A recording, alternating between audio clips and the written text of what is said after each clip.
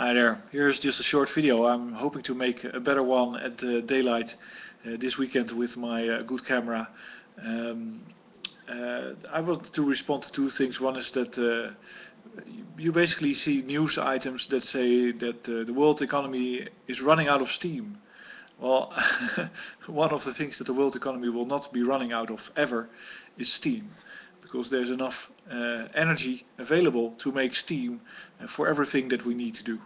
Basically, if you were to basically suddenly find yourself in a world that is 100% solar driven, which is possible, then it would consist of many solar power plants which would drive steam turbines for a large part, because that's a very cheap and efficient way to do electricity with solar. PV is another way, so that's certainly a possibility, but steam is very versatile and very low tech. So many more people can use it. You need some copper, you need some stuff that can take water pressure, and then some mirrors, and you have solar steam, and you can use it mechanically. You don't have to convert it to electricity, anyway. So solar steam is the future. I actually have a website called Solar Steam Power that I have yet to develop, but I basically have no time to do all these things. I try to do too many things at the same time.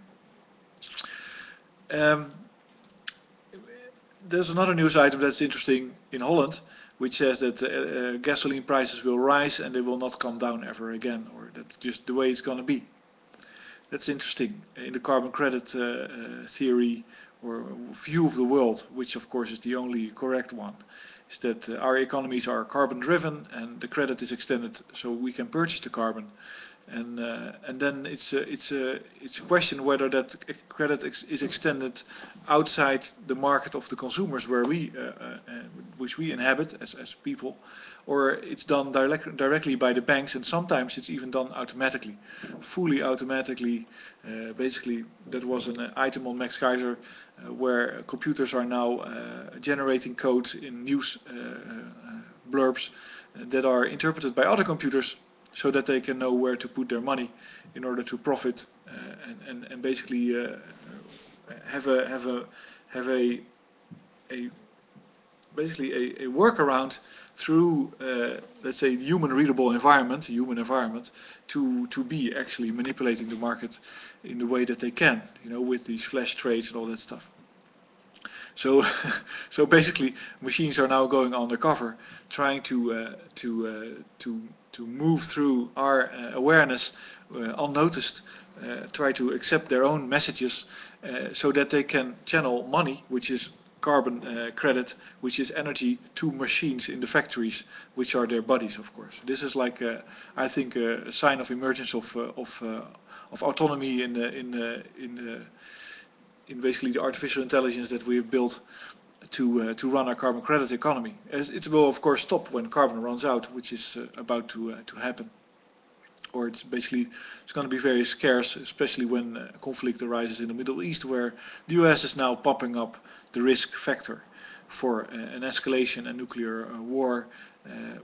So you have US involved, Israel involved, Iran involved, Russia involved, China involved. Everybody's involved because everybody is carbon dependent. The way to world peace is carbon independence. This is one of these videos with lots of sound bites and remarks, but and it's completely possible that the carbon direction. So basically, if money directs carbon flow, like it does when you get your salaries and your money ends up at the gas station or at the energy company to heat your home, or at the producer of your furniture where it buys its electricity to do that production.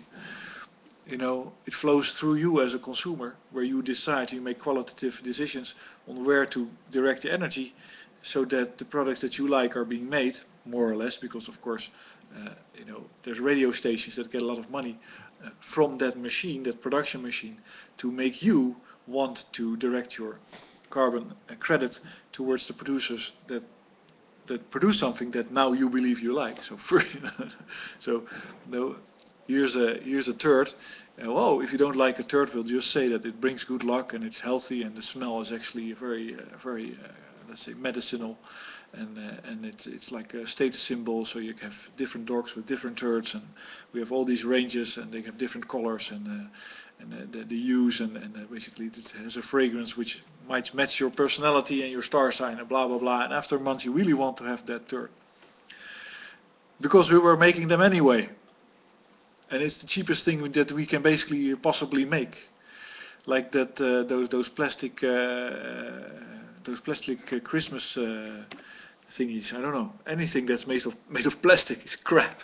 You know, why the fuck do you want to have it? Well, we're making lots of plastic. We have these molecules in our storage, and we can make plastic out of it. And so let's make more plastic. Let's find a way for you to, so you want it. If that machine gears up and basically it tunes itself further and further, so it automatically, so basically you have carbon reserve, then you have a banking system that wants to extend credit to parties to use that carbon reserve, then those parties are extending credit to media companies, so that the media companies are communicating, are building a liking in your mind of whatever those manufacturer producers were producing with the carbon, and then that all goes automatically, because there's simply a hit rate in your communications, your advertisement strategy. You know, if you talk a lot about your country, then that always sounds very interesting for some reason. I don't know, but if that's all done more or less scripted and automatically, because the people have become more uniform and automatic and more predictable. And by the way, you can select them, because you can basically exclude people that you don't. Basically, people that don't use Facebook are probably poor, and people that have less friends on Facebook are probably uninteresting as a consumer, because they're less basically socially involved, and they won't respond to your advertisements. If you do all that mathematics, then you can find a formula or a system, an automatic system that simply churns the carbon towards the increased perceived happiness of a number of people in society, without any use and without leaving, of course, any real ownership of anything with anybody, because that would, of course, distort that whole system. That, let's say, if you make a system that gives people, let's say, a house and a piece of land and a bicycle and a car, and they really have it and they're content with it, they'll sign off, they'll move away. So that's not what you want. But anyway, it's that system that is now grinding to a halt, and people have to realize that, for instance, cars, internal combustion cars, are obsolete. They're old technology. They're never gonna be useful anymore. And the fact that was actually the thing I was talking about, is that when such a system becomes automatic and predictable, basically the credit flow through society can be minimized. Because why would you let consumers make a choice? If you have media and all kinds of surveillance and projection technologies to make them make the choice that you want them to make. Why give them freedom? Why give people freedom?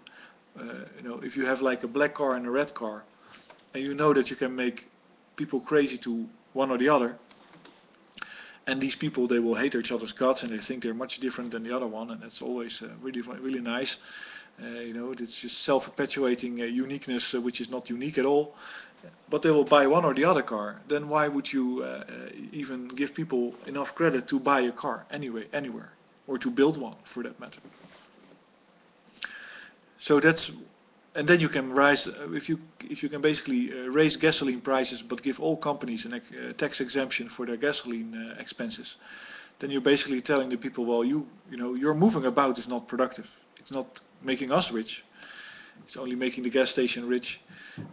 And we really don't want you to have much money in general, except exactly the amount that we want you to have to buy the goods that we have produced for you, just like in an Eastern European communist country.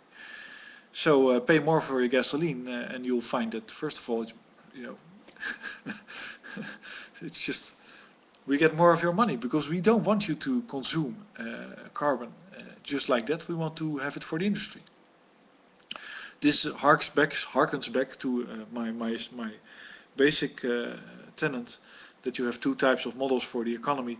One is where you have consumers with choices and they have to be seduced, and the other is that you have a war with curfew and rationing, where there's equal production by the same types of industry as in the other economy, but people have to consume certain types, and of course it's minimized. But you know, the industry goes first. So you have either industry with choice or you have industry without choice, but you never have no industry. That's not going to happen, and it's just not going to be so which means that you have a consumptive situation, a free consumptive society, which is fine, because there's enough of everything for the industry to basically run to its highest production capacity, which it has done for many years, and it has grown and the population has grown, all based on carbon. Or you have war, because only when you're at war you can basically install the type of restrictions that you need in order to keep your industry going and keep it focused on certain products. But nonetheless, keep it going. That's what war is about. Keep industry going. You could also have a different types of events, which is that from the consumptive industrial society, you kind of migrate into a more rural, rural is not the right word, because you know, you immediately think that everybody has to move to the countryside. That's not true. But a more bottom-up type society where individuals are individually more productive. So everybody has gardens, everybody has workshops, everybody has little transportation companies, everybody generates electricity, everybody knows something about medicine, etc., etc., etc.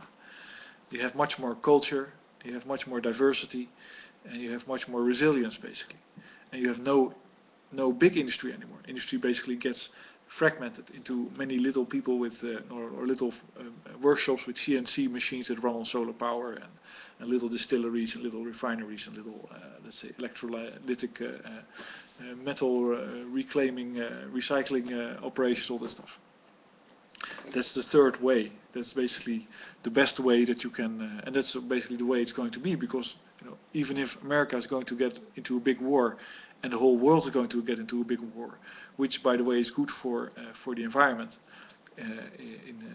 in a very ironic sense, then the next thing is that you have no carbon anymore and available to anybody, and you've wasted it all, and you have no, basically more or less no means to build up your society. No, not the type that we had after World War II, for instance. You know, that's just not the scenario, because we don't have that flow, because it's about that carbon flow that we would be fighting in the Middle East. So that's the, because so a war in the Middle East is ultra disastrous, because you are left at the end of it, you are left with no means to rebuild society, and that's why it is madness. It is like, but it's typical, and I guess that's the last thing I'll say, because this is already 13 minutes, short 13. Is that, you know, it all goes back to the alpha male in social structure, which has two choices: either to fight and remain the alpha male, or not to fight and disappear, basically die. Then the choice is simple, because you don't have a choice. You have to fight. So the US is in a position where it says, okay, we either get that oil and we secure it for ourselves and remove the threat that we see to it, autonomy, autonomous control over oil, because there's a nuclear threat against it, or we do it. Because not doing it means certain collapse of the US existence. Its military cannot operate, nothing can happen. So it has to be a fight. And I guess the sad thing is that you have a society that is organized to such an extent that decisions can be made on that level. So somebody in the US, in the Pentagon, can say, well, in order to keep our 300 million people consuming at the same reckless rate for a number of years until it all collapses, we'll have to project nuclear war and rocket shields and whatever offensive tactics to that region all across the planet somewhere else. And if we do, then sadly that will mean well, some very black pages in the world history. But you know, we've grown so powerful that whatever move we make, it will destroy lives.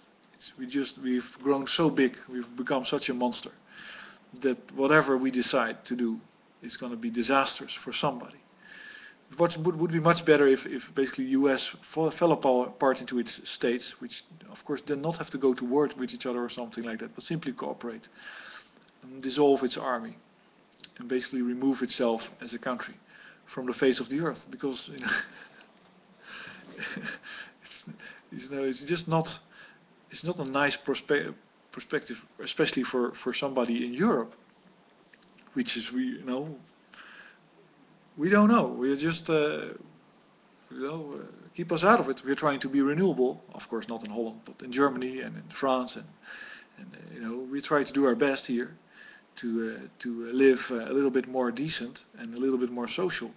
But there's some kind of freaking lunatic on the other side of the Atlantic, which has helped install another freaking psychotic country called Israel, next to some Arabian countries that hate their guts because they've basically killed half of the population of whatever was in Israel when they basically started inhabiting it. And you know, because of all of that stupidity, we are about to be screwed in a major way. No. I think that sucks, seriously, especially when you know that there's an alternative. Anyway, that's enough for this video. It's still 16 minutes, but thanks for listening and I hope you enjoyed it.